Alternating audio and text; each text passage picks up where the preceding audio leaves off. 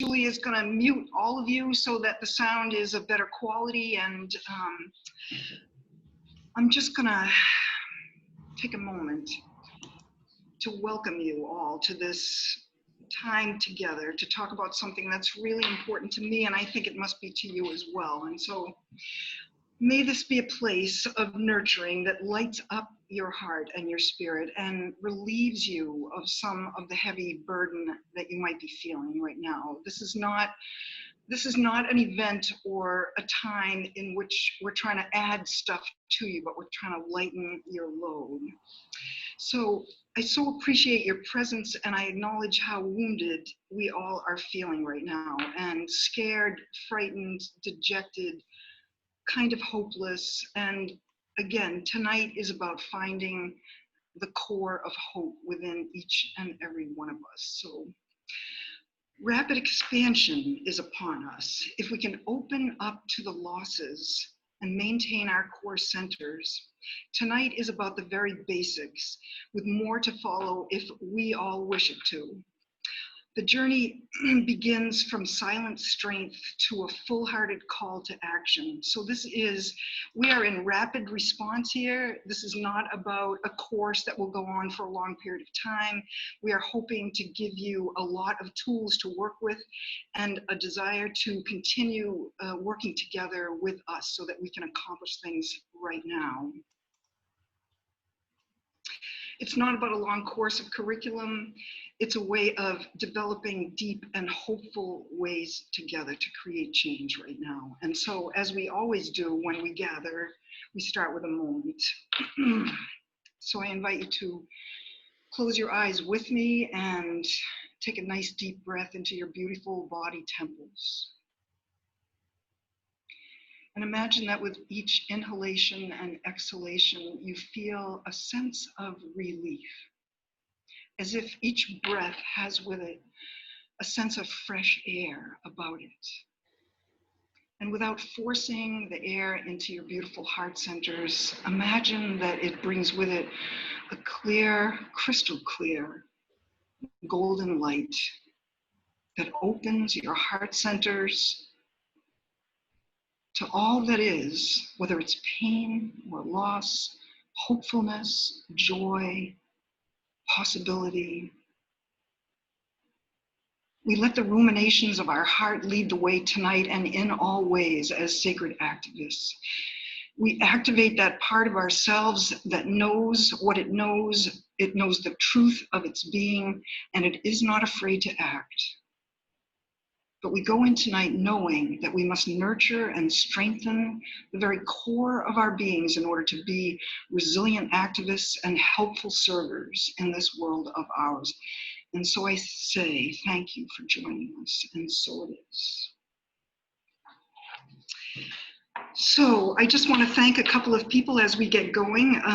First and foremost, I want to thank the fire starter of this whole program. It originated as the Awakened Activist, and my friend Deb Donofrio and I had been meeting since November, going over the curriculum and developing a 4-week class, but life got in the way for her and she bowed out, and so I am presenting the outline of it to you tonight, and with my best wishes to her. I want to thank Julie Cook, who's my sort of manager and right hand.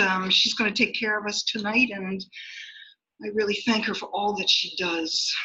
And I also want to thank finally my partner, Mark Rosen, who's the tech person and who supports so much of what we do here. So tonight, there's not too many of us, so we'll be able to share openly when the PowerPoint presentation is done, but I'm going to show you a PowerPoint first and give you my first notes on this all-important subject of sacred activism. And finally, I want to say that usually we ask for donations for the PEG Center to keep us going, but tonight we want to suggest that if you have it in mind to give a donation, please do so to Black Lives Matter. And Julie's going to put that in the chat box. It's blacklivesmatter.com. And I thank you so much. So let's start.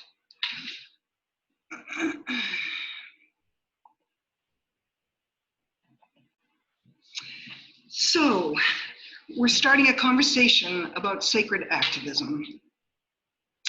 And so much of who I have used in my preparation, but not always, is a man named Andrew Harvey, who wrote a book called The Hope, A Guide to Spiritual Activism. And so when the joy of compassionate service is married to a practical, pragmatic drive to transform all existing economic, social, and political institutions, a radical and potentially all-transforming holy force is born. This radical holy force I call sacred activism. When you look at this picture, I bet your heart opens as mine does. This was January 20th, 2017 in Los Angeles, California, in which more than 750,000 like-minded hearts and minds gathered together in sacred activism.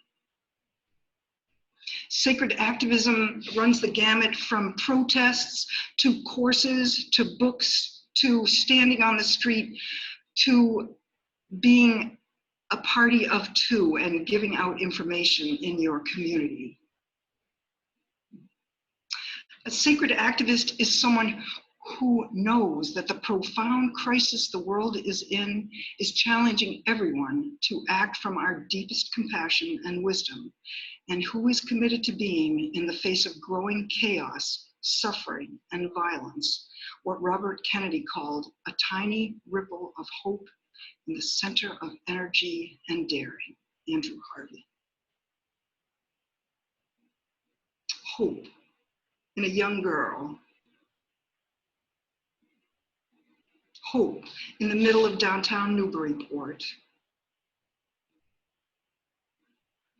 I pray that the vision of sacred activism will give you the vision and hope that will enable you to go through danger and difficulty with a tender heart, a peaceful mind, and a passionate, restless hunger to do all you can to preserve human and animal life on Earth. I hope it will inspire you to help bring forth a new humanity and a new world. So we've just been through 3 very major slides that are telling us very large concepts. Now we're going to get into the nitty-gritty of it and talk about how we do it. The basics of sacred activism. This is, it could be a controversial subject. I don't find it to be. Know yourself. So in my opinion, the very first things that happen on the way to sacred activism is to cultivate spiritual practices. And we're going to talk about this when the slides are done. To me, it's an essential part of an activist's life because it's that which keeps us literally centered, focused, and on the ground. Otherwise, we would not have the strength of mind or hope to do the work that needs to be done. When you establish a spiritual practice, and we're going to talk about this, it's easy to do. There's lots of help out there, including from myself. Listen to what your practices reveal. If you decide that you're going to do a daily meditation or a daily sitting in the silence, have a pen and paper ready, because the more you cultivate a practice of silence, the more messages that you will receive. And those tiny messages you will eventually bring to your pods that we're going to talk about at the very end, the networks of grace. Be willing to feel doubt and disillusionment, because along the way an idea that you might have about saving the world. Literally, I had one this morning, which was, we need to demand his resignation. It felt so huge that I couldn't do anything with it but sort of leave it aside. But when I have all of you to talk about something like this with, it could grow into a movement, literally. So I'm willing to feel the doubt and the disillusionment, but I'm going to forge on to keep asking my spirit what it wants to do and what is mine to do. Where do you feel the desire to engage? When you're sitting quietly in your practices, walking in nature, doing meditation, qigong, yoga, where do you get the desire to engage? In Andrew Harvey's book, he describes where he was called. It so surprised him. He was called to help animals. Everybody wanted him to be engaged in politics, but he was called to help the animals of the planet, and that's what he has concentrated on. And with whom would you like to join forces? To me, sacred activism is all about your pod, your community. None of this can we do alone, none of it. We have to have people together because it's too big singularly. So we open the door, here we go. The 4 directions of sacred activism. So let's talk about cultivating silence for just a minute. First, in my opinion, we must get to know the very deepest parts of ourselves, not to change anything that we find in there, but to excavate what is most essential to us in order to eventually turn from our inner world to outer conditions. It feels like it has to be both. So often, as activists, we just lay it all down and run to the streets. But if we haven't built our foundation, we're going to give out very, very quickly. But through the inner practices of meditation and silence, we create an impenetrable strength for seeing the bigger picture, for staying centered in the midst of great suffering. And most importantly, the awakened activist has to be willing to keep her heart open and almost broken at the edge of your awareness in order to truly care enough to put your feet to work. Andrew Harvey says, I believe that if each person were to follow his own private heartbreak and then do something about it in their local community, a great lessening of pain would occur, replaced by an overwhelming surge of hope. And I know that I felt that way on Saturday, right here in Newburyport at the protest.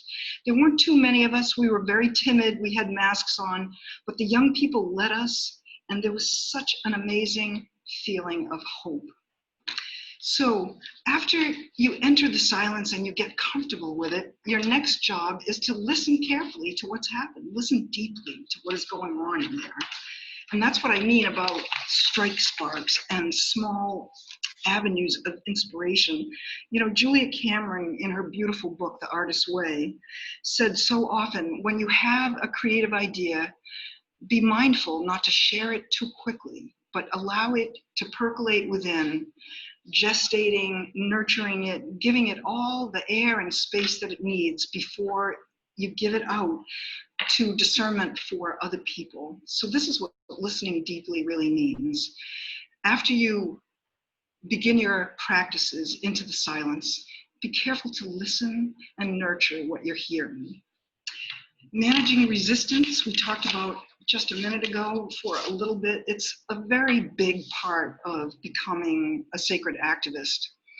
Overcoming doubt is a big part of what we do. And some of the lessons that I've learned along the way are that journaling, practices of acceptance. Tara Brach is a very, very good teacher on Buddhism and practicing acceptance.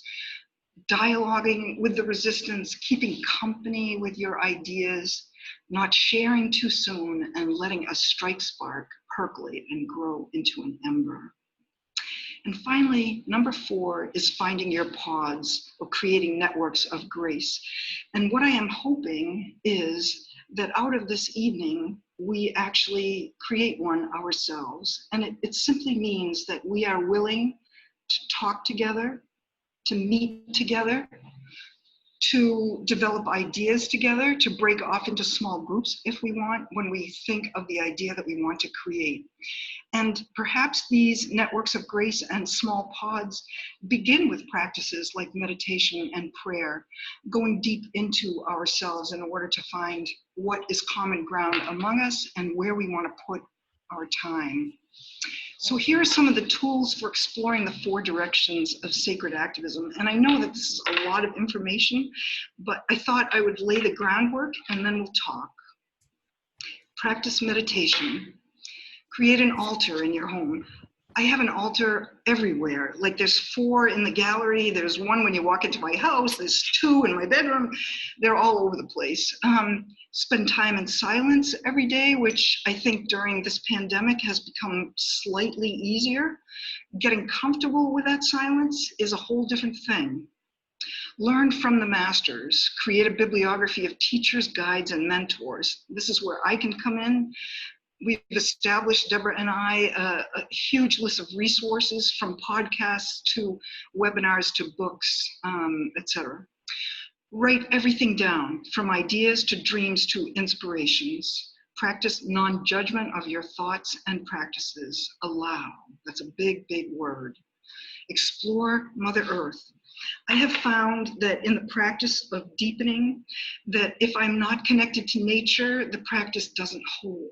I think as budding activists, as sacred activists, we must have a relationship with the mother, and I think all of us know that. Learn how you receive inspiration. In other words, do you get it through dreams and meditation and conversations with others, journal writing?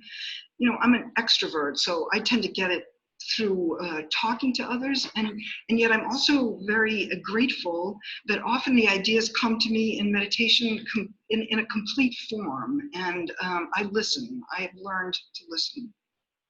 Explore creative expression, from collage to photography. Collage is being used more and more. It's called craftivism as a form of protest, creating things that describe your feelings and putting them out on social media. Embrace resistance as part of the journey and develop tools for embracing and overcoming. There are lots of meditation practices specifically designed for overcoming resistance. And Tara Brach, again, I think she's one of the greats. Lately, I've been listening to Ram Dass, his tapes from the original 1968 Be Here Now talks in New York City. They are extraordinary, absolutely extraordinary. This is a good one. Create a gratitude practice, because if nothing else, it's a way of turning around feelings of despair and fear. I woke up with such a pit in my stomach this morning, and I sat down and wrote from, all right, I'm glad I'm breathing. I'm looking out, the leaves are green. Literally, if it has to get that simple, it has to get that simple. We are under siege, and whatever relieves the trauma makes you a better activist on the street. Give money away. I was talking to my son on Tuesday night when he told me in Los Angeles, the National Guard with machine guns are downstairs from his apartment. There's a 6 o'clock curfew. And I couldn't quell the anxiety I was feeling. I could not help my son 3,000 miles away. And as I continued to talk to him, it was his suggestion, Mom, I'm going to send you a list from the Innocence Project to Black Lives Matter to bail websites that need money. Send money and tell your friends to send money and you'll feel better. And I completely agree. Imagine your ideal pod of 6 to 12 people that you would like to form a circle with. Maybe maybe you have somebody else in mind. Maybe it's part of your church or fellowship. If we easily fall into it tonight, it would thrill me. It would just thrill me. Meet your pod and begin the above processes together. Listen to the voice that arises from your pod on where and how to serve. I think I'm going to take a little break and just take a little pause here. How are we doing? How's everybody doing so far? Good? All right. We'll keep going then.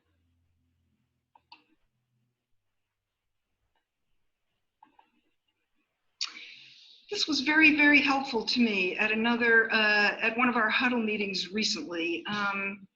Here are 10 things you can do right now, and all of this will be available to you and through pods also.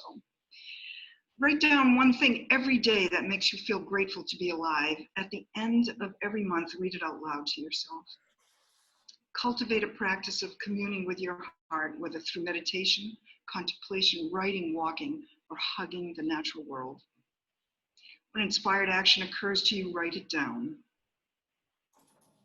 Bring to mind a friend who is in need and make a commitment to call them or do something for them today. skip a meal a week and gather the money equivalent of that meal once a month, send the money to a local or global food bank. That could be upped, actually, in light of the pandemic. Find your pods and cultivate your involvement with them, whether it be your library, food pantry, or any of the many local and regional activist organizations that we have available. People your passion with networks of grace. This is a good one. Commit to carry cash. Somebody reminded me of this.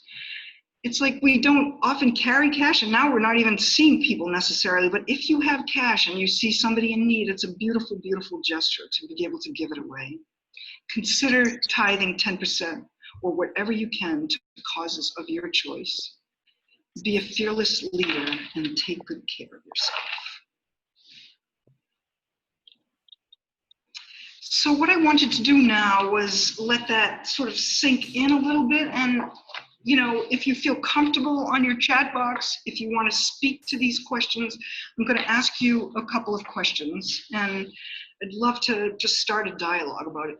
First, I'd like to know how many of you currently meditate or feel comfortable with that practice. And you can chat in the box or unmute. Julie will unmute you.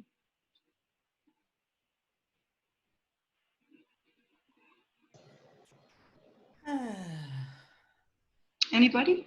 Well, I can't get the chat box to work. Oh. Asia says she meditates daily. Well, you might have to just speak it then, honey. Can you? Yeah.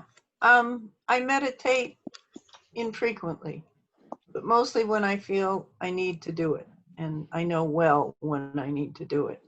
And that's been a lot lately, just because feeling overwhelmed and angry and hopeless, I need to bring myself back to myself.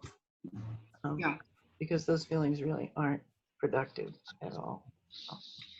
I also, can we unmute everybody, Julie? I thought I did, but some people, I guess, if they have their own private thing muted, it won't go. Meg, are you finding that that when you do remember to do it, that it makes you feel better?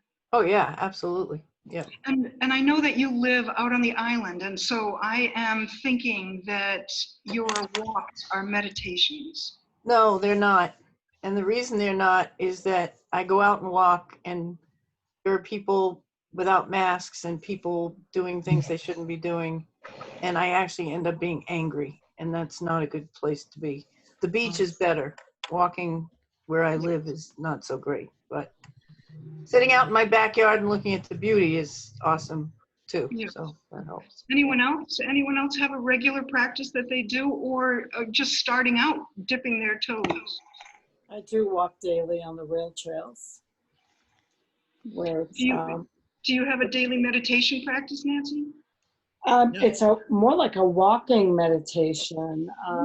I spend so much time in the house alone, so my mind is always inward. You know, like I'm always thinking about what can I do next? How do I deal with this? You know, like the news blows me away, and sometimes I just have to completely get away from it. That happens a lot lately. So my peace comes with walking in nature. So that's my meditation, so to speak. Lovely. I can identify with that. I do walking meditation all the time, and I'm very introverted, so I kind of have a meditative personality, I would say. That's kind of how I like to say it. So I'm quiet, and I've had sometimes I sit and meditate,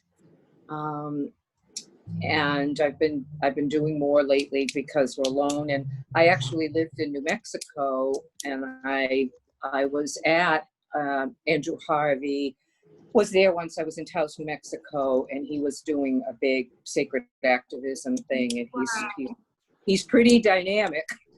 He came to Unity on the River 15 years ago and lit a fire under me that has not gone out. Well, Who did that? Andrew Harvey? Andrew Harvey. Oh, yes, I'm familiar with him from Apollo. Yes.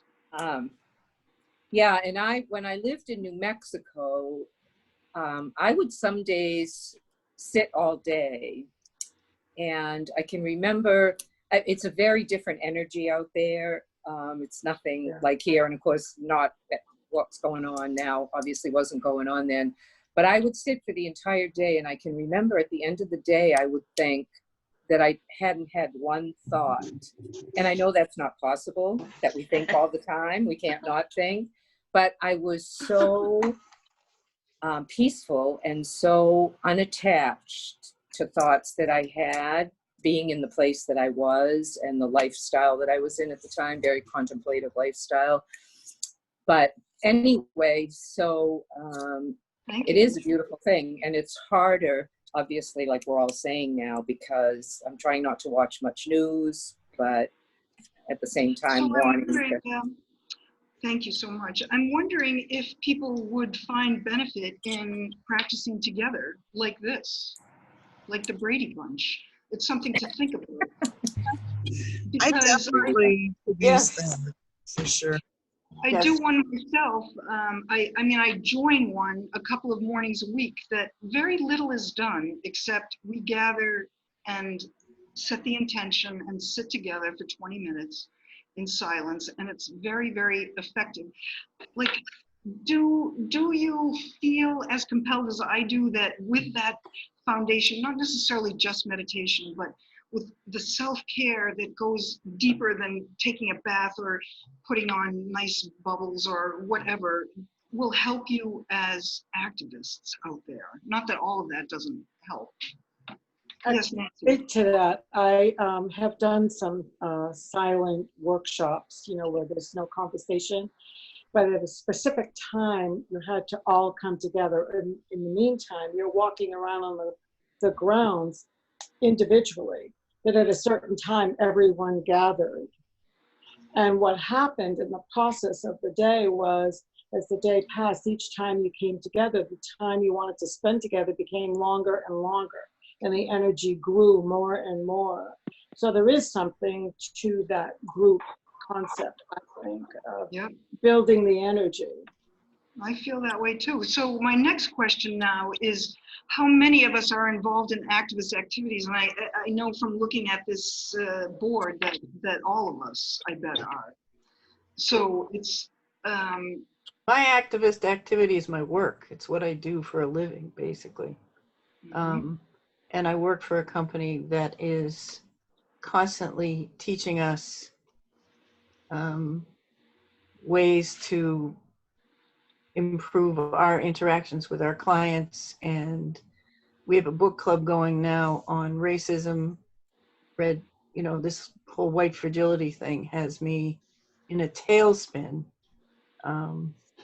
because it never occurred to me until I read the book White Fragility that it's just ingrained, and everywhere I turn now I see it, and everywhere I turn I feel there's not, in order to get to the core of the whole Black Lives Matter, the whole racial injustice, systemic injustice, we have to get past the white privilege thing, and that's part of what I'm having a hard point with.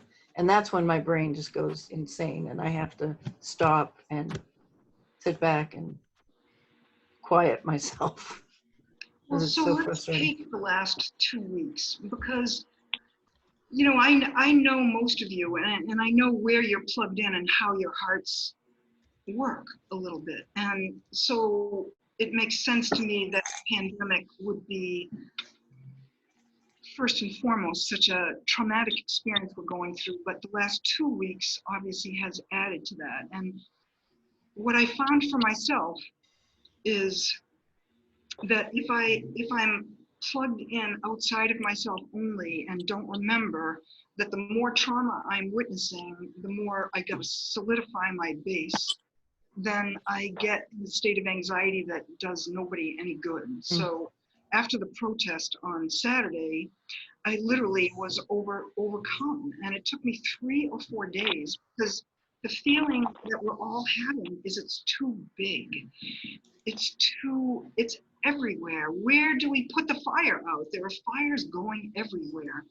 And I think, not to discount or exclude any initiative, but to pinpoint and set intentions together in places and initiatives where we can do the most good, calming each other along the way, even as we go forward, is an essential aspect. I don't want to just be part of an activist group where there isn't also a spiritual underpinning, because for me, I would burn out in such a short time.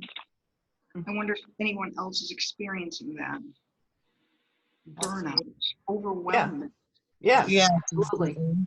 I agree. 100%. It's almost like I've been doing just some reading about the importance of the heart.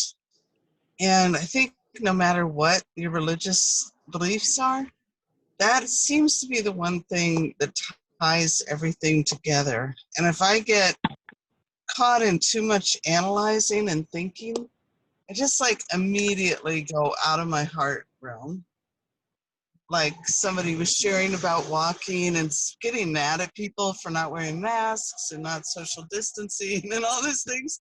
That's exactly what happens to me. And so having a support group for generating heart-based intention and activism, if there's a way to do that, I would be so excited about participating. I need help with that I myself. think there is. I think there is. And I don't think that we can take too long. This is not like, as I was saying, it's not a 12-week program. This is like, we are gonna learn together how to rope ourselves in, change our thinking to settle ourselves, but mostly we're gonna commune with each other so that we can put our efforts to great use.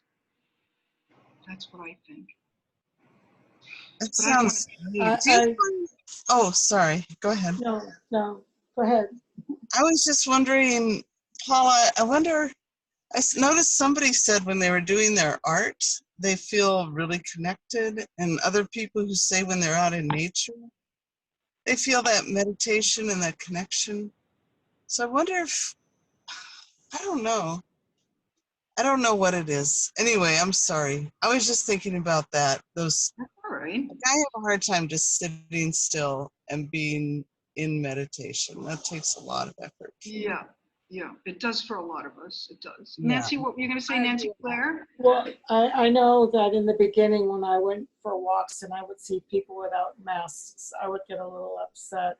But then I changed my thinking and felt like I'm going to forgive them because they're not aware. They're lacking awareness.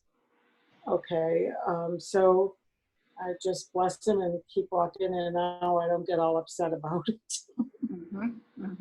You know, that works for me. I'm not saying it works for everyone.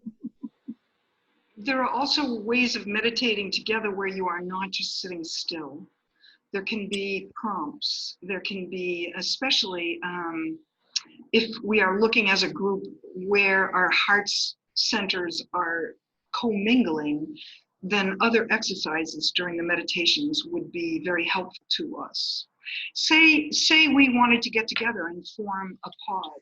We would do so by meeting regularly, by meditating together, by doing prompts together, and discussing what these prompts are. And perhaps we'd be breaking off into smaller groups, like Andrew Harvey. Maybe mine is animals. It's not, but and so it's a smaller group, or we decide to stay together, but we will afford great change as a group that has a synergized heart center, in my opinion. And I have a question. Is there an end goal to this? You talk about activism. What is the activism? I get the sacred part, but do we become individual activists? Do we work on a particular issue that's important to us? I mean, what? Right. You know. That's it. So here's that quote again by Andrew Harvey. I believe that if each person were to follow her own private heartbreak and then do something about it in their local community, a great lessening of pain would occur, replaced by an overwhelming surge of hope. So that's the first thing. But what we would do together is, because we go into our heart space, part of the exercises we would do would have to be about cracking our hearts open and keeping them open, because a sacred activist has to have her heart wide open. Out of that open-heartedness would come the desire, like, okay, I can't stand this situation and I've got to do something about it. What do you all think? Will you join me in this? Or talk it through so that it gets bigger so that other people will join. It's an organic thing that I've learned in the last 3 years is what activism is all about. When they say activists need to be resilient, it's because the freaking picture changes every 5 minutes. And we could be that as a group. You know, right now we're concentrating on the election, you know, but we might have to do something else before then.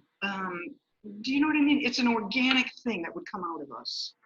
Paula, United thing, or is it, you know, is it something that we do together or something that we do as individuals, or is it possible to do both? Because I'm involved in some things that are specific to my life experience that may, you know, like it's involved with teaching and education and students, and I'm connecting with a group there. I think it's got to be both, Beth.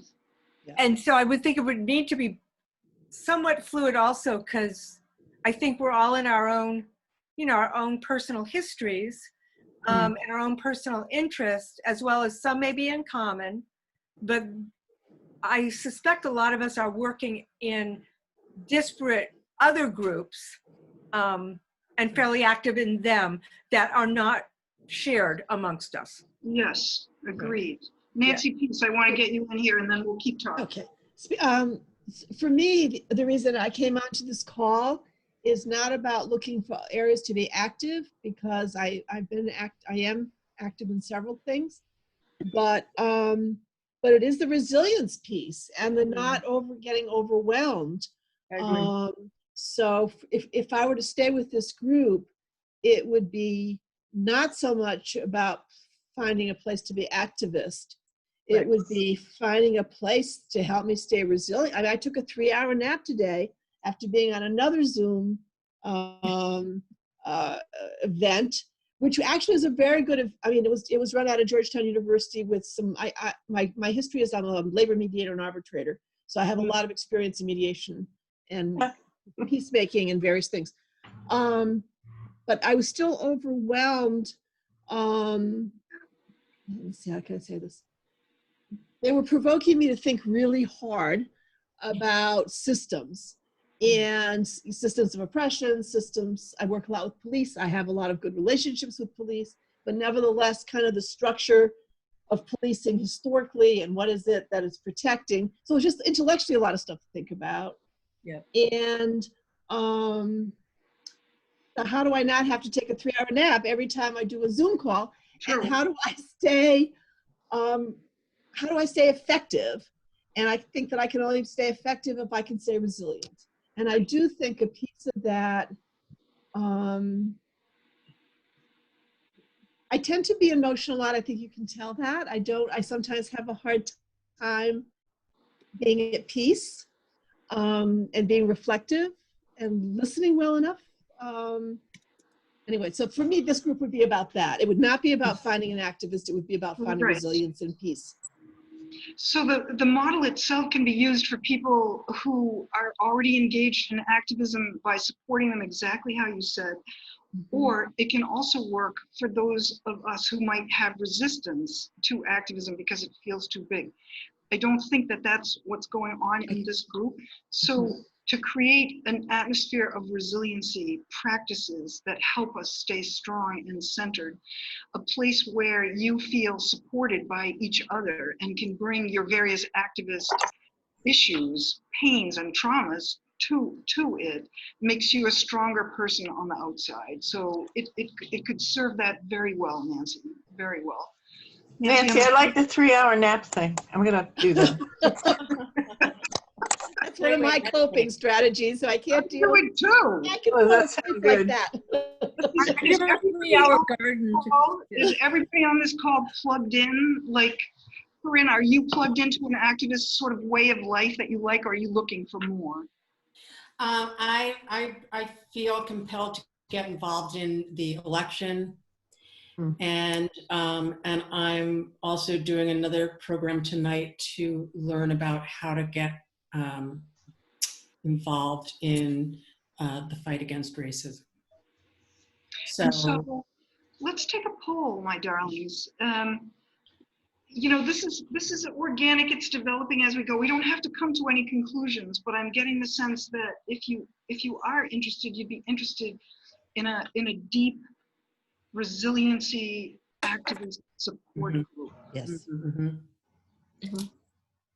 That's like music to my ears. And I would also like to hear what everybody else is doing and what their mechanisms are for. Because we could share that. Yeah. That's great. I think that'd be really good. And in resiliency, there's also the idea of, I find it intriguing to go not only the resilience about, you know, how we take care of ourselves mentally and physically, and those things we've also been, you know, we've been taught a lot in the past few years, but also that sacredness aspect. And I think for some of us, it is definitely a very strong, unspoken, not really dealt with thing, but it's there in tandem with the resiliency practices. So I completely agree. I do, and I think that you know, we were thinking that we could have 20 people tonight, we could have 50 people tonight, but sacred is a word that is a little bit big, a little bit scary, especially with regard to activism, and that's okay. That's okay, because if a few of us know it and start it and live it, we send it out into the atmosphere and the ethers. The way that we are activists, if we come from a sacred place, is going to be different than other people just doing activism. And I think the world needs that more than anything. and that's okay, because we can all work together. Yes, we Yeah. have to just get I mean, them the out. folks we work with may not come from a sacred place or a spiritual place, and resiliency, hopefully everybody's doing something about, but still, no matter what the energy source is for us that keeps us active, it takes so many people devoted to a cause to move things forward. Yes. Exactly. And you know, I noticed for myself that I have strong practices. Their effectiveness changes, you know, with what's going on. But I don't have a group like this where I could go and be my sacred activist self. I plug into meditation classes. I go to a shit ton of activist meetings. I'm out on the street. But I need my activist church too. That's what I'm looking for. It's, you know what I'm saying. Yeah. Yeah. Not that you have to subscribe to my church, but sacred is church to me. Well, I remember when you did your art class, art is a Spiritual practice. practice, and that was so meaningful to me individually, and it just made that whole spiritual thing come alive in me. And I would hope that kind of lost that along the way, and I was kind of hoping that this would reactivate those.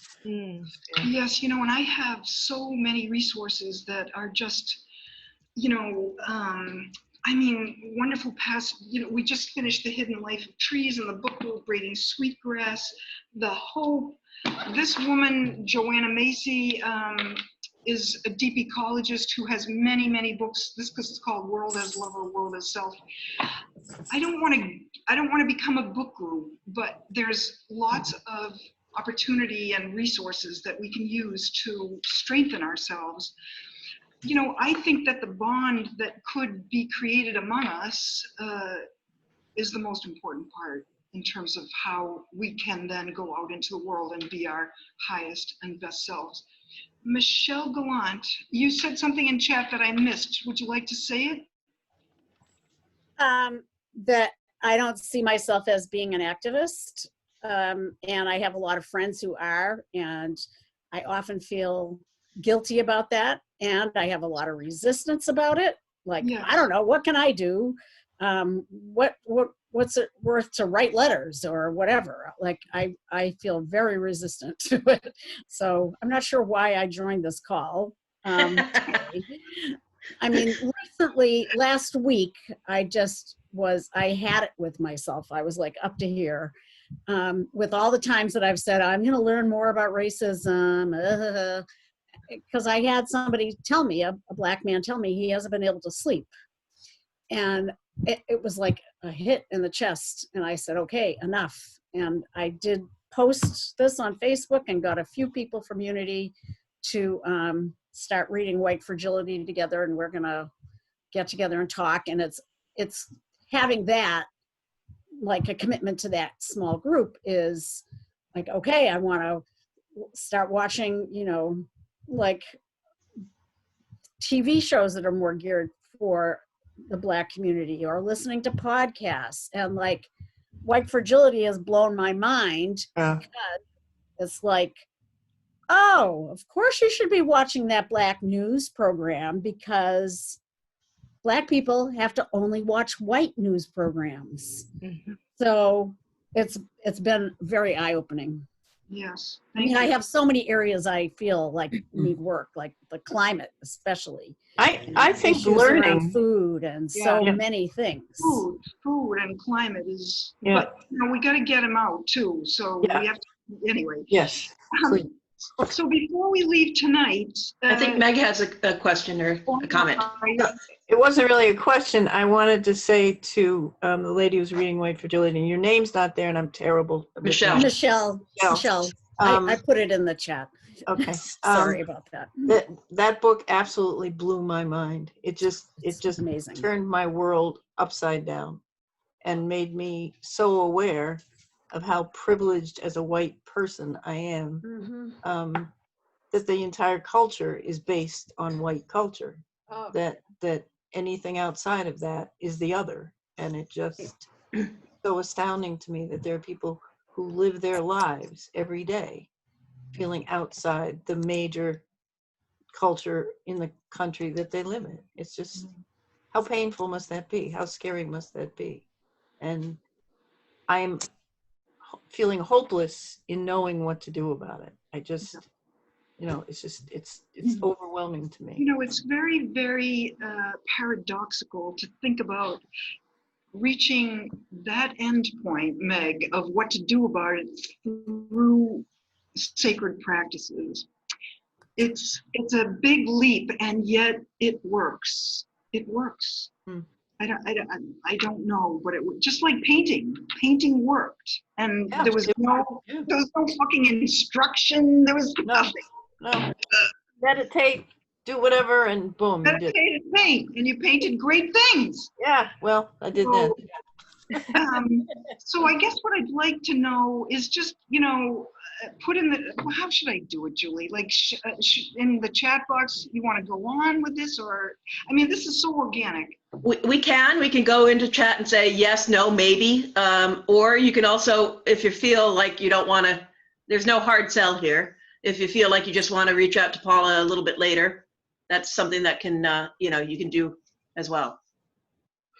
To the yeses who want to keep going, I would schedule another time to be together to, start stuff. I have a question on that. Okay, like as you progress, I get the spiritual aspect of it. I so get that. I did your Artist Way class with you, Paula, years ago, and I love that whole format, and I get that. But what's the activist part of it? And what do we have a direction with that? Or is that what you want to develop, is the direction? Exactly. Okay.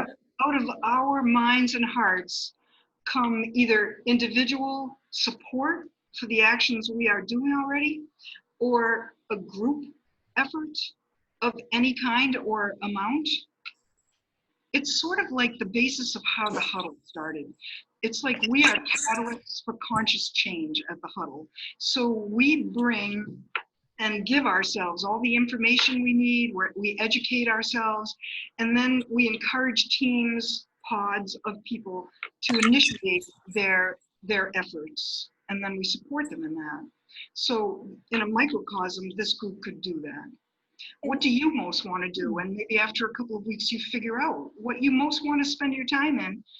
You don't necessarily need a group to do it, but you could use support. That would be us. Right. I think the biggest challenge is finding out where people are at, or if people are involved in different things. Because I know as I keep working with different people on different issues, I too am getting I'm learning so much. And then that makes me more sensitive. And then there's that thing like, well, what can I do? Like, yeah, I'm white. I can't help that, and I try to expand my community, but here I live in the North Shore. My town is not that diverse, but I do what I can. But I have other things that I'm working. So I guess, how do we get to know each other in a Zoom screen? Like it would be easy to be in a group and say, okay, if you're interested in, like how to connect with sacred things because your activism end is all set, you go sit over here and chat. And if you're you're settled in your sacred perspectives and how to connect with sacred space in your heart space, but what do you do with that now to be active? You go there. It's so hard on Zoom, and it's not anything we can solve. I think there are solutions to that. For example, a very lightweight format. We start together in quiet with either a lead. What I would really like to do is to show you different ways of meditating. So there would be a meditation and then a conversation, just like that. We just start talking to each other. Yeah. That would be great. I think the word organic is the best way to describe how this great. That's right, Meg. Yeah, That's I right. think so. I think what's going to happen will happen. I really do. I think we're all. It will evolve. Exactly. That's better than organic evolve. What I know is that I don't feel good with so much trauma and not enough support. I need a circle of Yep. I agree. For Beth, when Beth said that, I think I haven't done it myself, but there are rooms, get a room within Zoom that we can go off and talk for a little bit and then come back. Oh, okay. I haven't done that yet, but Yeah, we do that at work all the time. Technology is there. I don't know if it's good or not. Yeah, I think I've been in 4 different groups using Zoom, and everybody's got a different familiarity about it. Yeah. And then they upgrade. And exactly. Well, hopefully we will be able to actually, come together at some point. Right. I mean, I've got a pretty big backyard and so forth. Right. It's really like, you'll know if you feel the call. You'll know if you want more out of what you're doing and feel better about what you're doing and not guilty about not doing enough. That's all of this is all wrapped up together. Yeah. And the confusion of not knowing what to do. That's probably the worst thing. Yeah. Give me something to do and I'll go at it like a maniac. Knowing what that is. So we have a conversation and we let it fly and we promise to be good listeners because we need to listen to each other.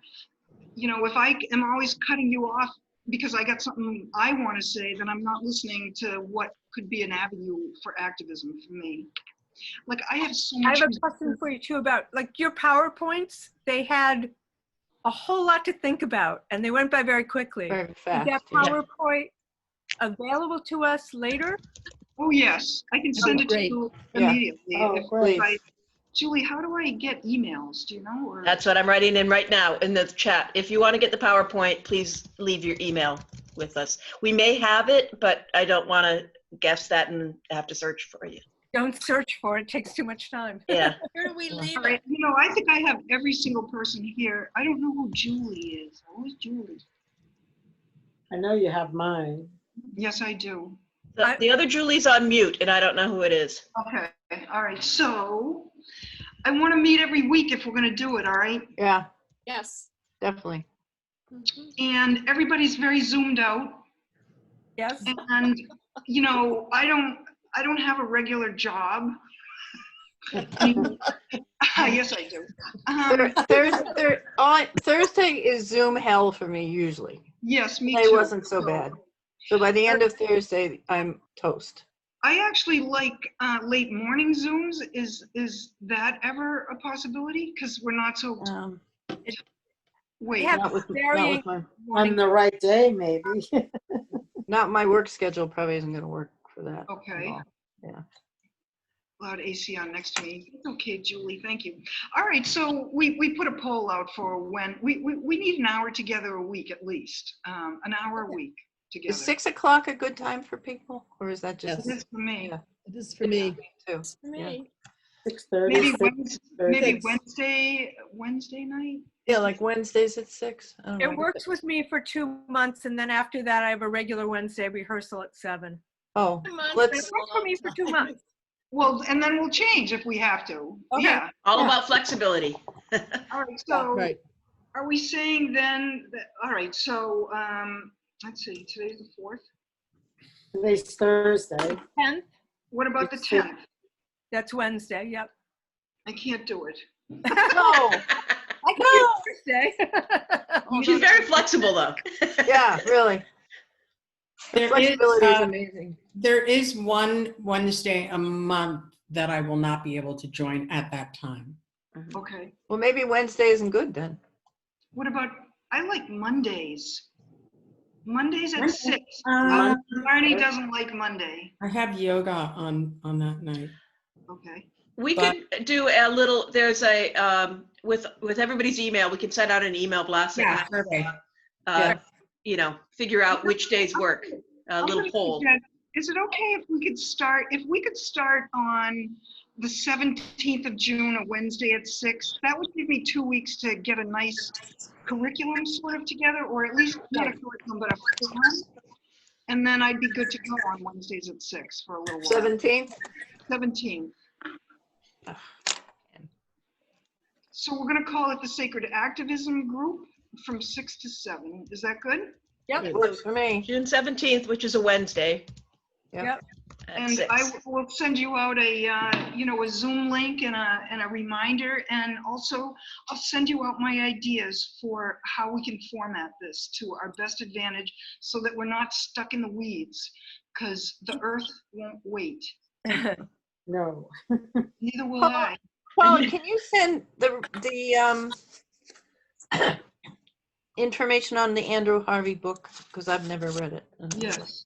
I'll be putting together a bibliography for Okay. you with podcasts as well, and some great meditators, and I'll be sharing different meditation practices with you every week, because all of us are not the same kind of learners. We're just Right. not.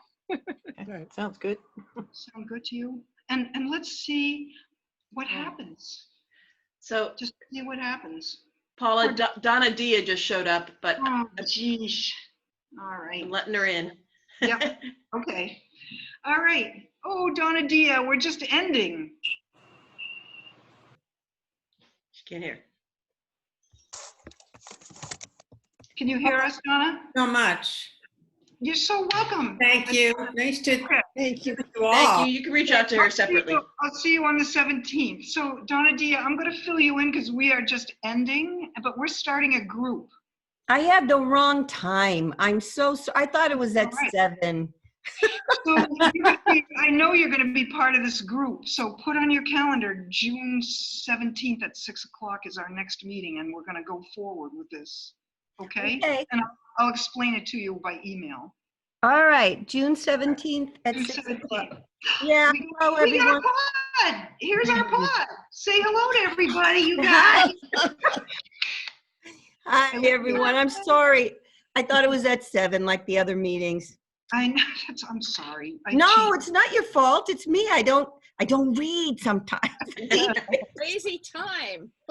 All right, well, thank you, everybody, so much, and I'm excited. It's lovely to Thank see you. your faces. Yeah. Thank you. Thank you, Paula. Thank you, Paula, for Good night, putting everyone. this All right. together. Take really good care. Good night, everyone.